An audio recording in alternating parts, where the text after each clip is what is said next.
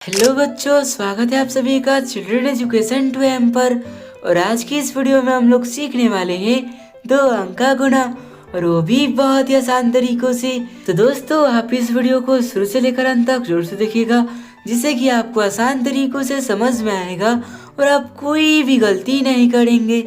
तो चलिए दोस्तों, इस वीडियो को बिना टाइम वेस्ट किए फटाफट से करते हैं स्टार्ट।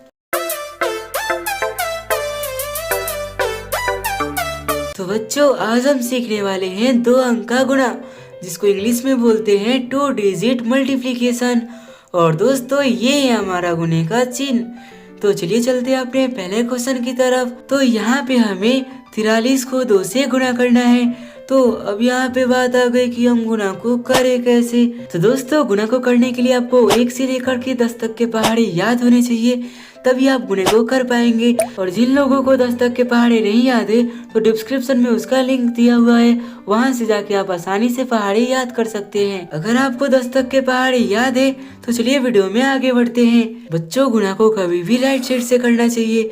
तो गाइस, राइट साइड से हमारा पहला अंक क्या है? 3, और इसके नीचे क्या है? 2। तो हम क्या करेंगे कि सबसे पहले 3 को 2 से गुणा करेंगे। तो गुणा करने के लिए हमें क्या करना पड़ेगा?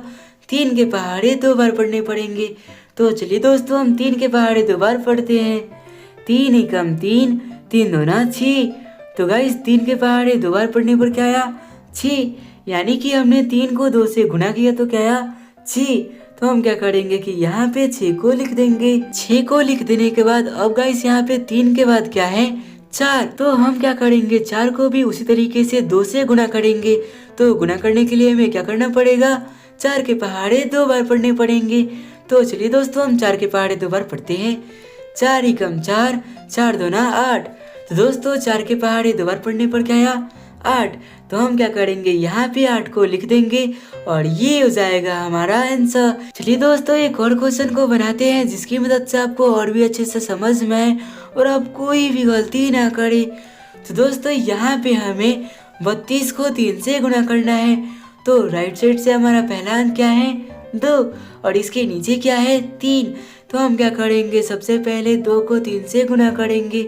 तो गुणा करने के लिए हमें क्या करना पड़ेगा? 2 के पहाड़े 3 बार पढ़ने पड़ेंगे। तो चलिए दोस्तों, हम 2 के पहाड़े 3 बार पढ़ते हैं। 2 एकम 2, 2 दूना 4, 2 तिया 6। तो दोस्तों, 2 के पहाड़े 3 बार पढ़ने पर क्या आया? 6। यानी कि हमने 2 को 3 से गुणा किया तो क्या आया? 6। तो हम क्या करेंगे? यहाँ पे 6 को लिख देंगे। बच्चों, 6 को लिख देने के बाद अब इसके बाद क्या है? 3। तो दोस्तों, हम उसी तरीके से 3 को 3 से गुणा करेंगे। तो गुणा करने के लिए हमें क्या करना पड़ेगा? 3 के पहाड़े 3 बार पढ़ने पड़ेंगे। तो चलिए हम 3 के पहाड़े 3 बार पढ़ते हैं। 3 एकम 3, 3 दूना 6, 3 तिया 9। तो गाइस, यहाँ पे 3 के पहाड़े 3 बार पढ़ने पर क्या आया? 9। तो हम क्या करेंगे? यहाँ पे 9 को लिख देंगे और ये हो जाएगा हमारा आंसर। तो दोस्तों, है ना मल्टीप्लाई यानी कि गुणा को बनाना बहुत ज़्यादा आसान।